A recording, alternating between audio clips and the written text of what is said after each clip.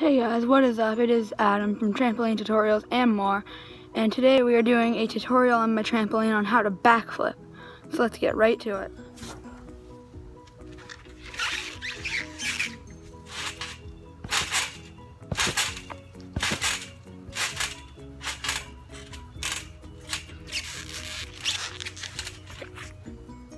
So the first step to learning a backflip is the back bomb. The second step to learning a backflip is called a back roll. The third step is called a pullover. However, I cannot do this move, so I will not be showing you that today.